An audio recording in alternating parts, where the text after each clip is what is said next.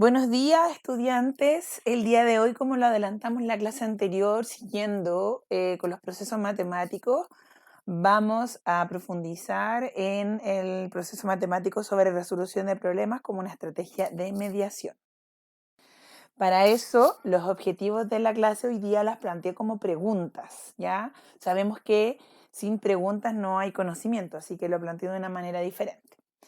¿Qué es la resolución de problemas? ¿Cuáles son sus principales características y qué etapas lo componen? Recordarles que esta clase está en relación al estándar 6 de los estándares orientadores de la carrera de educación parvularia y vamos a referirnos específicamente a la noción 4 de este estándar, el cual dice comprender procesos matemáticos, comparación, agrupación, ordenación, estimación, abstracción de reglas y en específico resolución de problemas. Bueno, vamos a partir con preguntas, ¿ya? Para irnos adentrando un poco en la temática de la clase de hoy. Como lo dice el título, conductista-constructivista, esta pregunta tiene relación un poco en la reflexión que debemos hacer como educadores. Muchas veces nosotros decimos, no, llevamos a cabo actividades en relación al paradigma constructivista o socioconstructivista, ¿cierto? Pero finalmente las interacciones que llegamos a realizar del aula nacen de nosotros como adultos o a partir de las reflexiones, necesidades o preguntas que se hacen nuestros estudiantes. Nosotros creemos qué es lo que deben saber o respetamos lo que el niño quiere aprender. Eh, es importante que analicemos esta instancia y creo que también se articula con lo que trabajamos en práctica sobre el método proyecto. O sea, sin preguntas no hay conocimiento, sin que el niño se pregunte no hay ganas de aprender, de búsqueda del conocimiento. Por lo tanto, esta idea de que somos constructivistas nos llega hasta la declaración, ¿cierto? Finalmente, las experiencias de aprendizaje son decididas por el adulto, rescatamos quizás las necesidades porque hacemos un previo diagnóstico, pero finalmente no respetamos lo que tiene que ver con los intereses y cómo estos se pueden ir mezclando con los diferentes núcleos de aprendizaje. Por lo tanto, es importante que tengamos claras las herramientas que utilizamos, cómo las utilizamos y el tipo de experiencias que nosotros ponemos. Sobre todo en matemáticas tiene una especial relevancia, ya que todos hemos vivido una matemática del hacer, ¿cierto? Una matemática que nos hacen replicar fórmulas o hacer ejercicios, pero sin sentido, sin un entender el para qué o el cómo este tipo de situaciones me van a resolver la vida. Por lo tanto, el entregar a partir de las propias problemáticas del diario, del día a día, soluciones o articular con la matemática es importante y la estrategia de resolución de problemas se presenta como un elemento que va a dar respuesta a esa inquietud tanto del niño como del educador. Bueno, ¿qué otras cosas podemos observar en nuestra práctica? Bueno, interacciones en las cuales, por ejemplo, no se crea la necesidad de designar. Casi siempre las experiencias de matemáticas son relacionadas con el conteo, ¿cierto? Con contar elementos, pero contar para qué, para solucionar qué, para resolver qué. No hay un trabajo acabado de ese sentido, ¿cierto? También nuestras intervenciones son pobres en verbalizaciones del desarrollo de un problema, o sea, la idea que está realizando el niño, estimular el lenguaje matemático. Han salido algunas investigaciones bien terribles en torno a este punto. Hay una investigación que se hizo, salió a la luz el año pasado, en el cual habla de que en el aula se hacen intervenciones de promedio de unos 15 minutos en relación a las matemáticas. En los contextos vulnerables son 10 minutos y en los contextos no vulnerables, que uno esperaría que es más, solo son 20 minutos diarios. Por lo tanto, eso se refleja en un bajo conocimiento o manejo de las educadoras en torno a los conceptos matemáticos. Hay un bajísimo trabajo de las matemáticas en el aula. ¿Y de qué hablar? Utilizando alguna estrategia que realmente nos llene de sentido. Bueno, los materiales concretos que se utilizan, sobre todo en matemática, se van muy cercanos a la guía, al libro, al resolver problemas escritos y poco juego. El semestre pasado vimos lo valioso que es el juego de reglas y cómo este nos proporciona la oportunidad de trabajar de manera implicativa y activa del niño diferentes conceptos matemáticos. Vemos también presente mucha instrucción. Se desconoce mucho de las capacidades del niño en torno a la reflexión o a la búsqueda de soluciones a los problemas que se ven enfrentados. El tiempo también es un factor clave. Creo que algo lo conversamos el semestre pasado, pero si no les dejo la inquietud, en torno a cuando las actividades pensamos que dentro de 40 o de 30 minutos se debe desarrollar toda la experiencia y todo el aprendizaje, y eso es una utopía, ¿cierto? Las actividades son importantes para quizás irlas dividiendo en el tiempo. Creo que el año pasado vimos una experiencia que tenía que ver con unas cajitas de fósforo y los niños iban echando un palotín adentro de la cajita y una de las variables didácticas que se sugería era eso, detener la acción y continuarla, por ejemplo, después de un recreo o comunicarle a otro para que siga al otro día el desempeño que el niño estaba haciendo. Y eso también se relaciona harto con el método proyecto, cuando yo les decía que no vamos a esperar que un objetivo de aprendizaje o un contenido se desarrolle de una sola vez, también es visualizar que nuestras experiencias pueden ser resueltas o desarrolladas en diferentes momentos del tiempo y no tienen por qué ser de la manera tradicional que nosotros pensamos solo 45, 30 minutos o 20 minutos. En relación al significado, creo que es bien importante eso. Cuando hablamos de resolución de problemas, inmediatamente se nos viene a la cabeza este problema que dice, no sé, tengo 3 manzanas, me quitaron 2, ¿cuántas me quedan? O sea, ¿quién quiere manzana? A mí no me gusta la manzana, me gustan los plátanos. Y, o sea, nadie me pregunta, nadie me implica emocionalmente en aquello. Entonces, como por ejemplo, falta la creación de significado que nazca desde los propios niños y niñas en torno a sus cuestionamientos, sus problemáticas diarias, para poder hacer viva la matemática. La matemática sirve para resolver problemas, para resolver dificultades, para hacerme mi vida más fácil. Por ejemplo, haciendo un contraste, ¿a quién no ha visto que de repente tenemos un paquete de galletas y que debe ser repartido en partes iguales en los niños de la mesa? Ahí tenemos un problema real en el cual podemos ejercer en la escritura del número, la correspondencia, el conteo, a la base de la situación de resolución del problema. Y también, algo que ya lo había mencionado, el conocimiento teórico. Los educadores en general no tenemos un conocimiento profundo de la matemática, eso es algo real, ya que hay un arrastre anterior, podría decirlo yo, de estos elementos, y por lo tanto les dificulta a los educadores producir espacios, experiencias, materiales, tiempo, discusiones en torno al desarrollo del pensamiento lógico matemático. Por lo tanto, la primera tarea que vamos a hacer en este momento, espero que la hagan, ocupen ahí un cuadernito, describan todas las palabras que se les vengan a la cabeza cuando yo les digo resolución de problemas. ¿Qué es lo primero que se viene a la cabeza?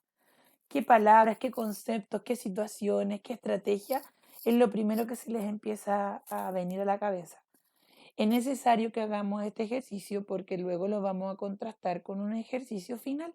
Por lo tanto, en la clase del viernes me gustaría que lo comentáramos cómo les fue en torno a este levantamiento o lluvia de ideas.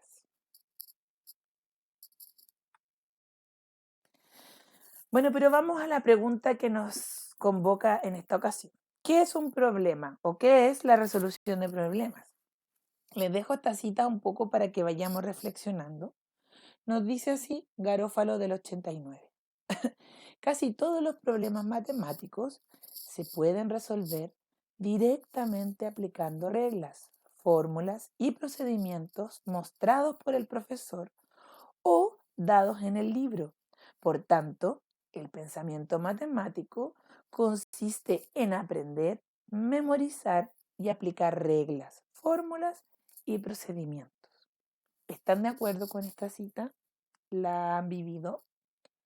¿Tuvieron alguna vez que hacer una prueba o algún ejercicio y quizás lograron hacerlo de otra forma y el profesor no lo validó ya que fue realizado no con lo que él había enseñado?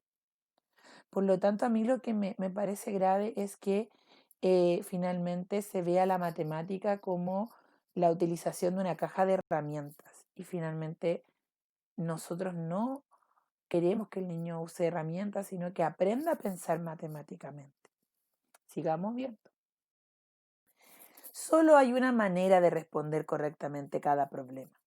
Normalmente es el método que el profesor acaba de mostrar recientemente en la clase. Los problemas de matemáticas son tareas para aplicar reglas aprendidas, por tanto, se pueden resolver fácilmente en pocos pasos. Bueno, no sé si tan fácilmente para los que les costaba un poco, pero claro, vuelvo a lo mismo que resaltábamos anteriormente. Hay una serie de pasos, hay una fórmula, hay un objeto a realizar, pero no hay un sentido, no hay un porqué. ¿Por qué estoy haciendo esta ecuación de segundo grado? ¿Por qué estoy haciendo este logaritmo?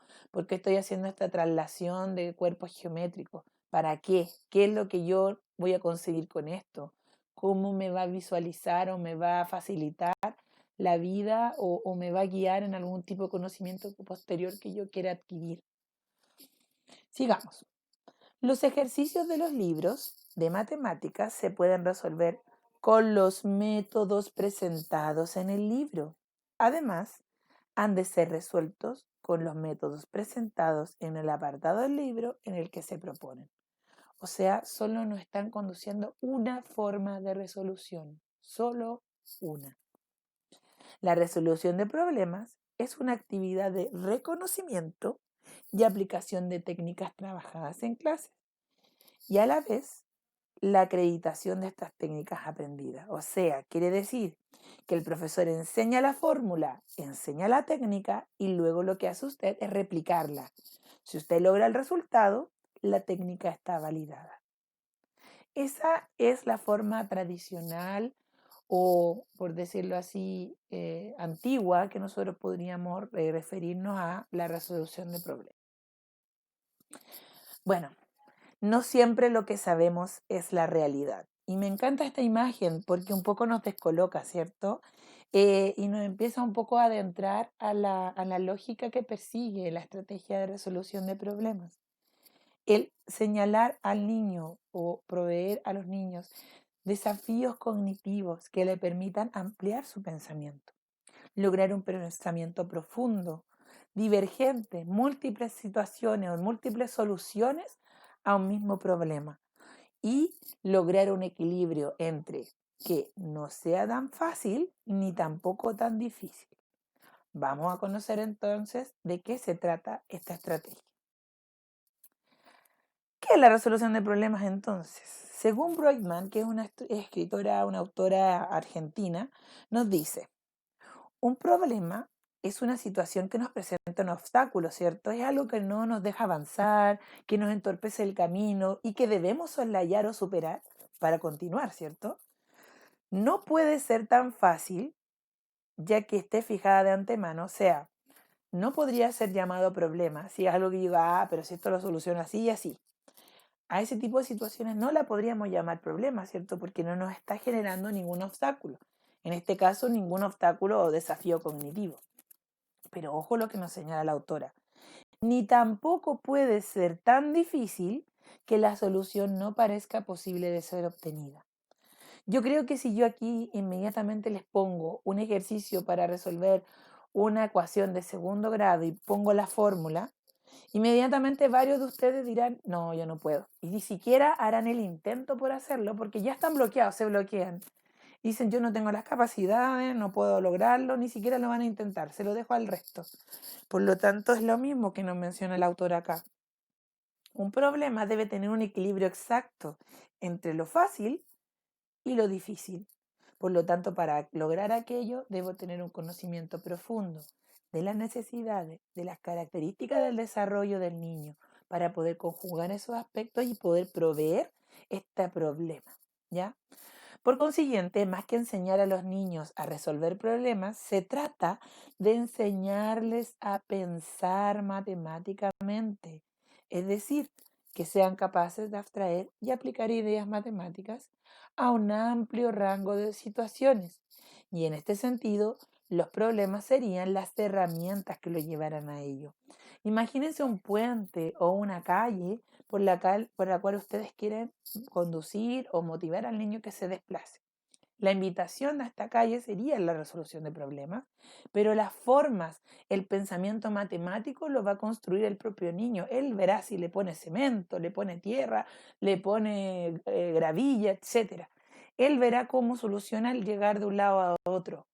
Y para eso se presenta la resolución de problemas, no para resolver el problema en sí, sino que a pensar matemáticamente. Me encanta este cuadro porque nos ayuda a situarnos mejor de la manera en que se diferencia un problema o una resolución de problemas en torno a los ejercicios, que son finalmente los que tenemos más cercanía y los que vemos más a menudo, ¿cierto?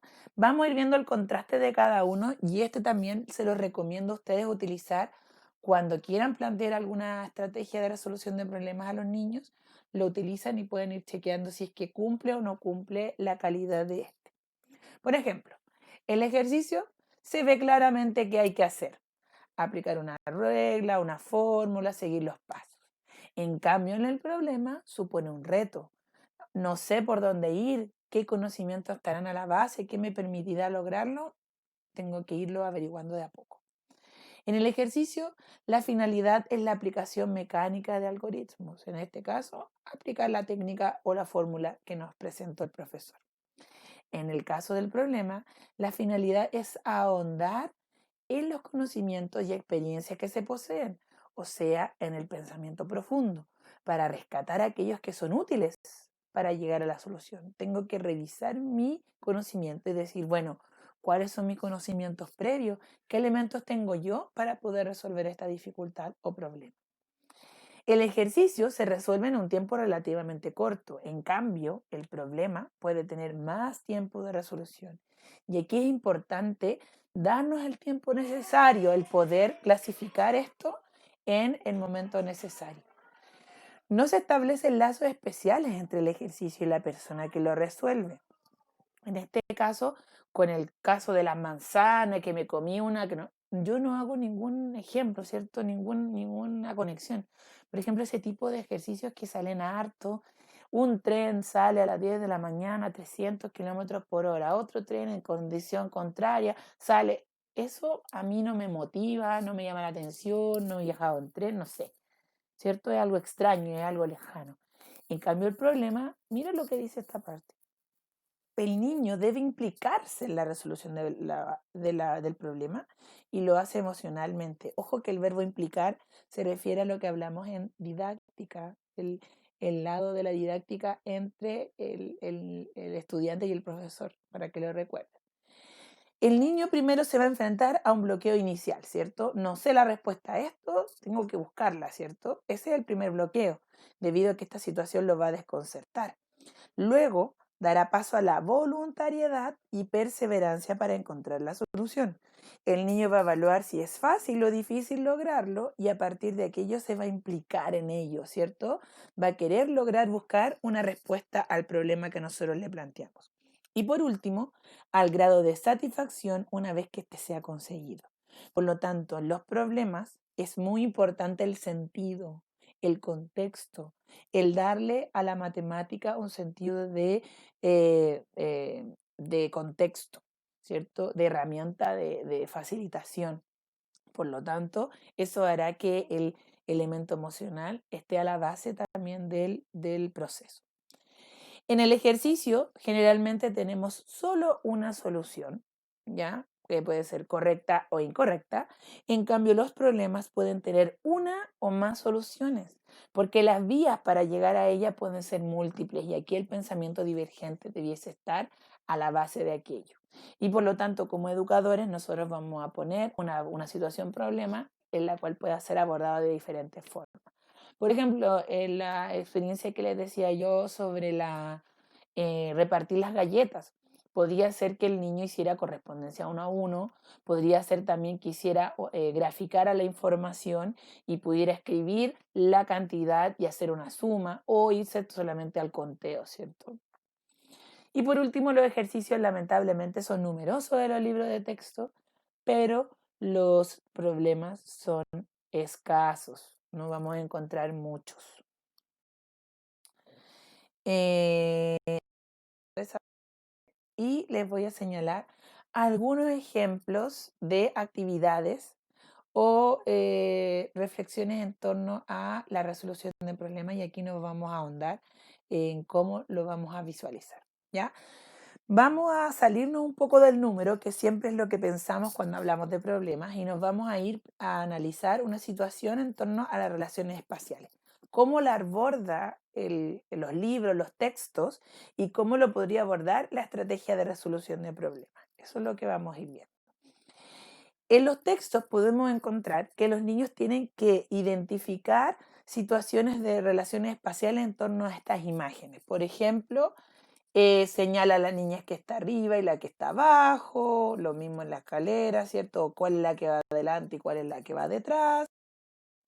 Por ejemplo, acá podemos observar esta figura que es bien rara, pero bueno, tacha la oveja que está debajo de la cerca, pinta la flor a la derecha del pino y otra a la izquierda del manzano, tacha gatito que tiene la pata encima del balón, colorea los edificios que hay a la derecha de la calle y dibuja un niño a la izquierda de la calle. O sea, son situaciones que no creo que sean tan lejanas, me imagino que ustedes la han podido visualizar, si es que a lo mejor también les tocó en el colegio, en el jardín, haber realizado algún tipo de estas fichas, pero estas son las situaciones, problema, entre comillas, que plantean los libros de texto en torno a la resolución de problemas en torno a las nociones espaciales. Veamos ahora cómo sería una resolución de problemas en torno al mismo contenido. El ejemplo es la actividad del recorrido sobre una malla. Bueno, esta experiencia, yo creo que la única que la vivió fue la Magda y la Consuelo. Alguna vez la hicimos en clase. Lamentablemente nosotros no la pudimos vivir, así que se la voy a tratar de relatar lo más vívida posible. Si les quedan dudas, el viernes me pueden comentar si es que no lo entendieron. Bueno, piensen en esta cuadrícula, ¿cierto? Son 9 cuadraditos juntos. Yo esta cuadrícula la dejaba en el suelo por medio de masking tape, la señalaba, la ponía en el suelito y todos los niños los sentaba yo como en una U alrededor de esta cuadrícula. Les decía que íbamos a trabajar con ella, pero para poder trasladarse, o sea, caminar de un lugar a otro o trasladarme de un cuadradito a otro, había unas reglas. ¿Cuáles eran estas? Solamente podías hacerlo de manera horizontal y de manera vertical. Esa era la forma de trasladarme dentro de la cuadrícula. O sea, lo que no podías hacer era hacerlo de manera diagonal, pasar por las esquinas o vértices de los cuadrados, ¿ya? Para ello, antes de partir con el problema, yo me cercioraba de que esta instrucción fuera bien reconocida por los niños. ¿Cómo lo hacía? Ponía un elemento, en este caso, no sé, un peluche, un juguete, algo, y hacía que uno o tres, varios niños de a uno fueran entrando a la cuadrícula y se desplazaran hasta alcanzar el monito o peluche que yo les ponía. Entonces, el resto de los niños observaba y evaluaba si respetaban la norma. Por lo tanto, los niños podían trasladarse así, así, así, de cualquier forma hasta llegar a la meta, que en este caso era el peluche, ¿ya? Luego de cerciorarme con esta situación que todos los niños entendían la regla o cuáles eran las condiciones, pasábamos al problema. ¿Cuál era el problema en este caso? Les entregaba a un grupo de 4 niños esta misma cuadrícula que estaba en el suelo dibujada en una hoja. Y al resto de los niños les decía que se dieran vuelta, miraran hacia otro lado y no vieran lo que estaban haciendo el grupo, que en este caso comandaba la situación. Les solicitaba al grupo que eligieran a uno de sus integrantes y éste se desplazara por la cuadrícula, en la forma que él quisiera, como fuera. Y el resto del grupo tenía que graficar en la hoja la dirección por que realizó su desplazamiento, ¿ya? Por lo tanto, lo que pasaba más comúnmente era que se desplazaban en forma de L, ¿ya? Partían acá y terminaban ahí y salían. Y los niños dibujaban en la cuadrícula el desplazamiento. Bueno, veamos qué pasó. Bueno, luego de que los niños dibujaron, miren, así quedaba en la hoja, le entregábamos la hoja a los otros grupos, en este caso eran 3 grupos distintos de 4 niños, le entregábamos la hoja y le dábamos la siguiente consigna. Necesito que veas la hoja que hicieron tus compañeros y la reproduzcas exactamente como la ves. O sea, que el grupo viera la hoja y vieran el recorrido, ingresaran a la cuadrícula y caminara uno de los integrantes en la dirección que el mapa señalaba. ¿Cuál era la dificultad aquí? El grupo que había hecho el recorrido y que había dibujado, él evaluaba si el grupo lograba realizar o reproducir el recorrido de la forma correcta. Pero ¿qué es lo que pasaba? La hoja, dependiendo de la forma que la tomaran, lo iban girando. Por lo tanto, a veces el niño partía aquí y salía acá, otro niño entró por acá y salió por allá, y otro niño entró por acá, o sea, entró por acá y salió por arriba. ¿Sí? Por lo tanto, los 3 grupos no fueron capaces de cumplir la consigna, que era seguir el mismo camino que había hecho el grupo anterior. Bueno, ¿qué pasó? Aquí empezó el problema. ¿Qué fue lo que sucedió? ¿Por qué no pudieron hacerlo? Y los niños le decían, bueno, nosotros queríamos que entraran por otra parte. Y empezó una reflexión en la cual uno de los niños dice, Miss, yo quiero que le pongan una flechita por donde yo debo comenzar. Ah, perfecto. Ya, muy bien. Anotamos la flechita y le pedimos al grupo que pusiera la flechita. Nuevamente fue el mismo dificultad, porque al rotar la hoja, el ingreso a la malla podría haber sido por cualquier lado. Finalmente la flechita no nos servía por donde teníamos que entrar. Después de otra vez reflexionar, los niños dijeron, tía, pero si nos dibujan, por ejemplo, la mesa, la silla, los juguetes, así nos podemos mirar y saber por dónde ellos están visualizando el recorrido. Y ahí la educadora, uno puntualiza con el lenguaje matemático y le dice, ah, perfecto, lo que tú quieres es que pongan puntos de referencia. ¿Qué puntos de referencia creen que son importantes de incluir en el mapa? Y los niños llegaron a dar varias sugerencias. Posterior de aquello, se volvió a entregar esta hoja al grupo inicial y observamos lo que está acá. Un mapa bastante enriquecido, con bastantes puntos de referencia. Incluso ahí, miren, ahí está la tía dibujada, donde estaba parada, o está la típica silla de la tía, el pizarrón, los lápices, el mueble de los juguetes, etc. Y a partir de aquello, cuando ya estuvo enriquecido el mapa, se volvió a entregar el mapa a los otros grupos y ahora, obviamente, no hubo dudas, no hubo dificultades, todos los grupos pudieron hacer el recorrido de manera correcta. Si dieron cuenta, hubo una situación didáctica, ¿cierto? Antes, donde los niños levantaron el problema, levantaron la dificultad, que era que no se podían orientar correctamente. Por lo tanto, la búsqueda de puntos de referencia y poner a la base en las nociones espaciales permitieron que esta dificultad fuera soslayada y fuera lograda de manera correcta o exitosa. Dentro de la estrategia de resolución de problemas, podemos encontrar diferentes etapas o fases. La primera es comprensión del problema. ¿Qué quiere decir? Entender cuál es la situación a la que se refiere. Aquí la educadora también puede ayudarlos a entender, a poder reflexionar, pero no a dar soluciones. Si aquí el profesor o el educador da las soluciones, el problema muere, ¿ya? La planificación, donde los niños abordan las preguntas y empiezan a levantar qué datos necesitan o les sirven para resolver la dificultad, ¿cierto? Después vendría la ejecución. Luego que ya creo que estas podrían ser mis pistas o soluciones, las voy a ejecutar, ¿cierto? Las voy a poner en práctica. Y luego, la última sería valorarlas. O sea, evaluar si mis respuestas fueron las que lograron dar término exitoso al proceso. Si nos vamos a la situación anterior, vamos a ir identificando en cada una de estas fases la situación. Por ejemplo, comprensión del problema, primero entender que no nos resultaba el lograr reproducir el recorrido llevado a la cuadrícula y que necesitábamos otros elementos para poder hacerlo. Planificación fueron las posibles respuestas que ellos creyeron. En un principio ellos pensaron que solo poniendo una flecha era lo necesario, ¿cierto? Luego lo ejecutamos y ¿qué pasó? ¿Funcionó? En la valoración se dieron cuenta que la respuesta no fue completa, por lo tanto volvieron atrás y volvieron al problema y dijeron, bueno, no solo la flecha es necesario, ¿qué más tenemos que hacer?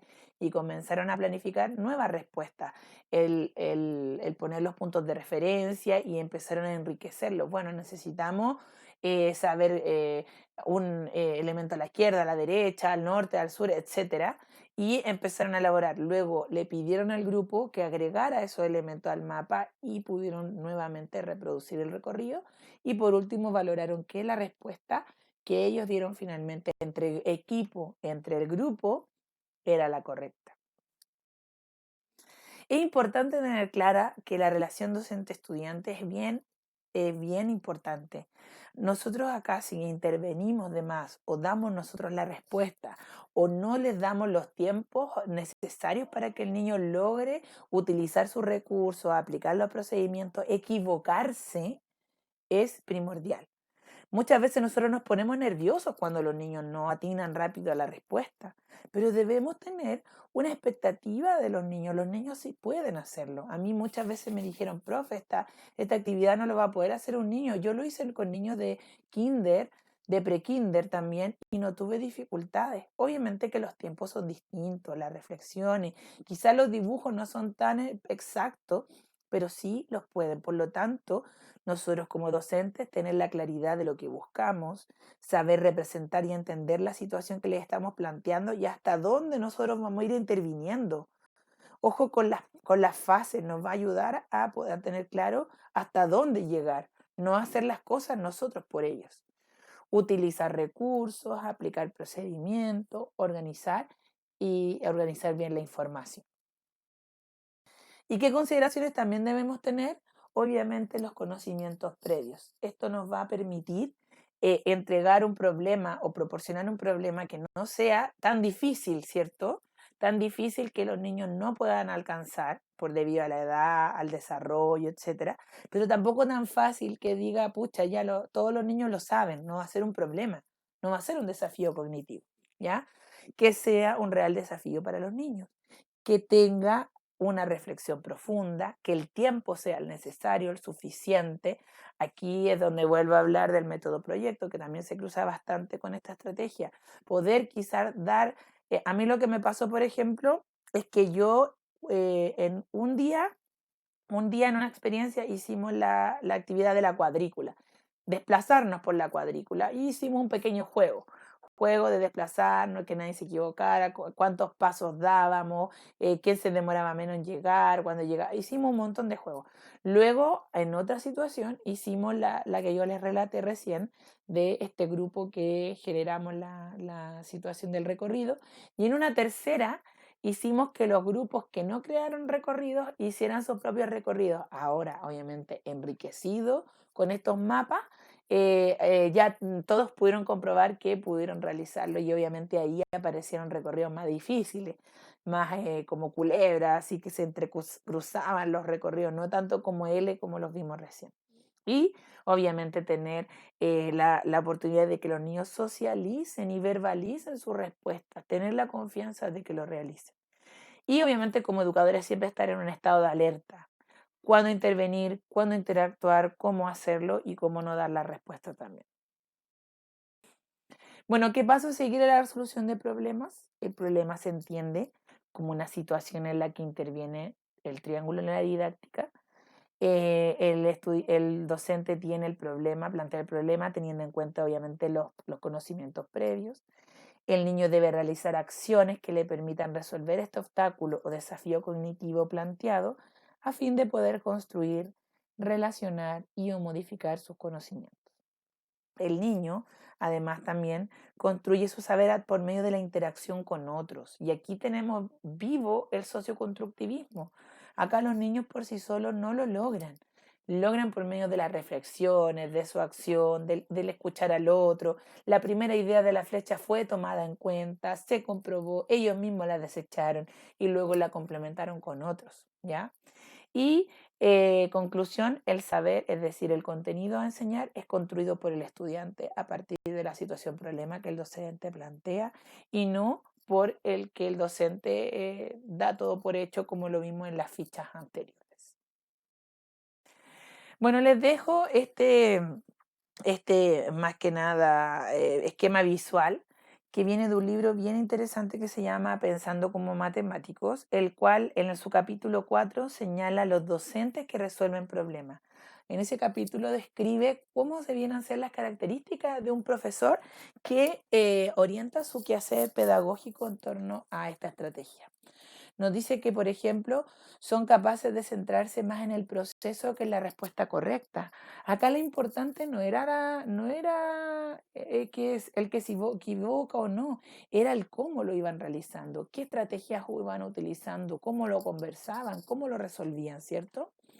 Dan confianza y comprensión y creatividad. En matemáticas, sobre todo, siempre tenemos miedo al error, a equivocarnos, a decir lo estoy haciendo mal. Y debido a eso muchas veces yo no comento, yo no explico, no doy mi parecer, ¿cierto? Por lo tanto, si yo como docente creo ambientes donde el error, la respuesta equivocada o el probar es algo parte del proceso, eso no va a suceder. Bueno, presentan problemas y situaciones desafiantes. Aquí debe haber un conocimiento profundo del niño, conocimiento de los saberes previos y, como les decía, encontrar el equilibrio entre lo difícil y lo fácil. Hacen preguntas que encausan la discusión y no dan las soluciones. Si los docentes están dando las soluciones, el niño se ahorra y espera que el profe lo diga. No va a pensar, no se va a generar el pensamiento profundo. Por lo tanto, el docente debe estar siempre activo, observando, mirando, ver en qué etapa están, qué dificultad pueden tener quizás la comprensión y quizás apoyarlos en los elementos claves, pero en ningún caso dar la respuesta. Desarrollan contenido matemático a partir de experiencias y actividades, ¿cierto? O sea, situaciones concretas, situaciones con sentido, situaciones del contexto, más que crear este tipo de situaciones como Juanito tiene tres dulces, me comí uno, ¿cuántos quedaron? Que no, finalmente no nos dan una significancia de nada, ¿cierto? Capacitar a sus estudiantes para que valoren la matemática como un área de aprendizaje. Obviamente ser muy flexibles, crear un equilibrio entre lo que exige el programa y las necesidades de los niños y que su objetivo no es pasar contenido, sino que construir aprendizaje. Y aquí recordar lo que señalaban las investigaciones en torno a los procesos matemáticos. El contenido no es nada si no hay un conocimiento profundo, un pensamiento divergente y observar a las matemáticas como el pensamiento matemático, el proceso matemático que hemos visto. O sea, la resolución de problemas se pone a la base o como herramienta para pensar matemáticamente más que para pasar un contenido en sí. Y obviamente alientan a sus estudiantes a apoyarse en sus capacidades. Nosotros tenemos altas expectativas de todos nuestros estudiantes. Todos somos capaces de aprender matemáticas, entonces eso se debe estar demostrando en nuestras acciones, en nuestro aliento que nosotros les damos para que sigan persistentes en la resolución. Y obviamente desarrollar un programa eficaz y abarcativo de los conceptos y contenidos y procesos que son necesarios a trabajar. Bueno, conclusiones de la clase de hoy. Se plantea que el saber deberá ser construido por el niño desde la mediación docente. La mediación debe ser gestionada principalmente por una resolución de problemas. Vemos que la resolución de problemas es tan amplia que nos va a servir para abarcar todos los contenidos, o sea, todos los contenidos matemáticos que presentan nuestro currículum pueden ser abordados por medio de esta estrategia. La educadora deberá proponer problemas, juegos, formular preguntas, coordinar pequeñas puestas en común, resaltar aquello que resulta importante, explicitar hacia el final del juego para qué, el sentido del por qué se había propuesto y mostrar los progresos de los niños. También es importante hacer ese reconocimiento. El saber es construido colectivamente por el grupo. Los niños van aprendiendo y también progresivamente tomando conciencia de aquello que aprenden. Y aquí, vuelvo a repetir, se pone en carne viva o se vivencia el socioconstructivismo, el cómo nosotros reconocemos en el otro un aporte en nuestro aprendizaje. Bueno, ¿qué otras cosas nos quedan con esta clase? La profundización y reflexión de nuestra propia práctica diaria.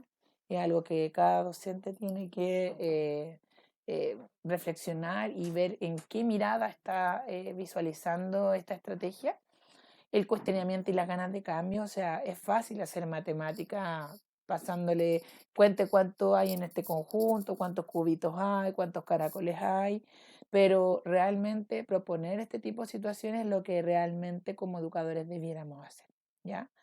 Considerar entonces las características de los educadores que resuelven problemas en este mapa, este esquema visual que visualizamos, poner en marcha los cambios, considerar la variable didáctica, lo vimos el semestre pasado, en torno a evaluar el espacio, el tiempo, los recursos, cómo cuando yo pienso en una resolución de problemas no es fácil, yo no estoy diciendo que es fácil, pero esa misma resolución no nos sirve solo para una vez, nos puede servir para varios días, para varias semanas incluso, y por medio de las variables didácticas, este desafío y esta forma de resolución puede ir cambiando y mejorándose. Por lo tanto, ahora que ya terminamos un poco de ver la conceptualización de la resolución de problemas, tenemos la tarea 2. Me gustaría que ahora, con sus nuevos conocimientos que tienen sobre resolución de problemas, pudieran escribir qué entienden ahora por resolución de problemas o qué palabras o qué conceptos se le vienen a la mente cuando escucha la palabra resolución de problemas. Y a partir de aquello me gustaría que hicieran un contraste en torno a lo que hicimos en un inicio con lo que vimos ahora. Si se acerca, si son iguales, si se parecen o no se parecen. ¿Ya? Los vamos a comentar un poco en la clase de este viernes. Bueno, taller individual, vamos a dejar un tiempo aquí para que puedan hacerlo en la hora aquí de competencia docente, ya que esta clase no va a abarcar todo el módulo. Bueno, dar lectura a los textos sugeridos en la lección. Les dejé algunos textos que hablan sobre su resolución de problemas para complementar, obviamente, el aprendizaje. No vamos a hacer ninguna evaluación de aquello, pero obviamente sirven para complementar lo que ustedes están aprendiendo. Lo que sí, les dejé dos videos bien interesantes sobre clases o situaciones pedagógicas en base a resolución de problemas. Son dos videos. Si usted quiere ver los dos, si quiere elige uno, igual le recomiendo ver los dos porque son bien interesantes. Cuando ustedes de repente dicen, oh, pero usted me lo enseñó en teoría, pero ¿cómo se hace en la práctica? Bueno, ahí tenemos dos videos que le muestran cómo sería en la práctica. ¿Qué tiene que hacer con el video? Completar la tabla de fases de la resolución de problemas, o sea, comprender, planificar, valorar, ejecutar, e ir llenando la tablita. ¿Qué parte del video usted cree que va relacionado a la planificación, a la valoración, a la ejecución, a la comprensión? ¿Ya? Eso lo vamos a revisar en clase. Voy ahí a sortear algunos de ustedes y van a tener que mostrarnos cómo llenaron esa tablita. Y al terminar la clase de hoy, ya pueden realizar el ejercicio 2. Van a tener ya los conocimientos y van a poder realizarlo de manera concreta. Ya si trabajan en profundidad todos estos conceptos, van a tener la capacidad de hacerlo. Recuerden que el viernes tienen plazo hasta las 11 de la mañana para realizar el ejercicio 2. Y recuerden que nos vamos a juntar más tardecito. Sé que Arlene les estaba preguntando la horita de la tarde para que nos podamos juntar y hacer la clase de finalización ya del módulo de matemáticas de competencias docentes. Bueno, me despido, les deseo una buena tarde a todos y que se encuentren muy bien.